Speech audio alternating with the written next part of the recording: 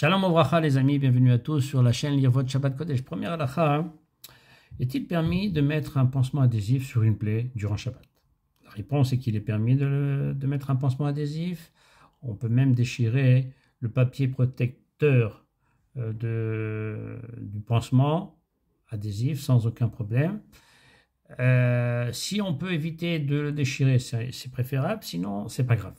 On reste encore dans les soins à prodiguer, permis de prodiguer durant Shabbat.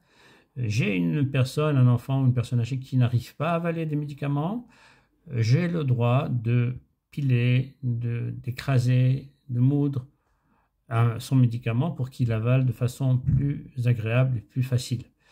On pourra le faire sans aucun problème et on ne craint pas l'interdiction de tochen. Tochen, ça veut dire moudre durant Shabbat.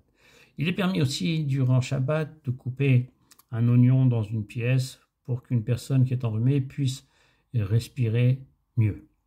Par contre, on n'a pas le droit de mettre une compresse imbibée du thé pour le mettre sur l'œil, une inflammation à l'œil. Ça, on n'aura pas le droit de le faire. Ça s'apparente plus à un soin particulier, donc on ne pourrait pas le faire. On a le droit aussi de mettre des glaçons.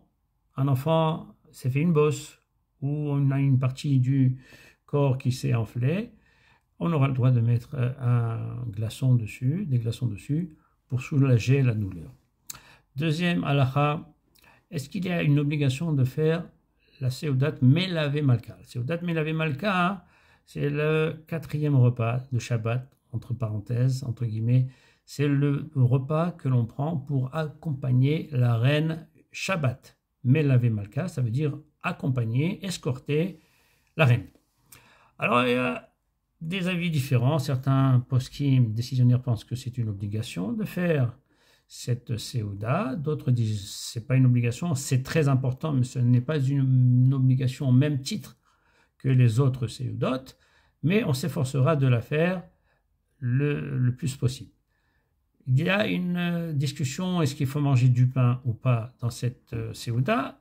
Alors beaucoup pensent qu'il faut manger au moins un kazaït de pain, d'autres ils disent non, on peut se contenter de gâteaux ou de fruits ou de toute autre chose pour honorer le départ de la reine Shabbat. On s'efforcera de boire un thé chaud, quelque chose de chaud, comme c'est marqué, comme on l'a vu précédemment, Chamin b'motse Shabbat melugma. D'autre part, c'est une énorme ségoula, même les femmes ont l'obligation de la faire, cette séouda, avec du pain ou sans pain ou comme elles veulent. C'est une ségoula pour un accouchement sans douleur pour ces dames. Ça vaut le coup d'investir dans cette séouda Melavé Malka. Voilà les amis, je vous souhaite à tous un Shabbat Shalom ou Mevorach.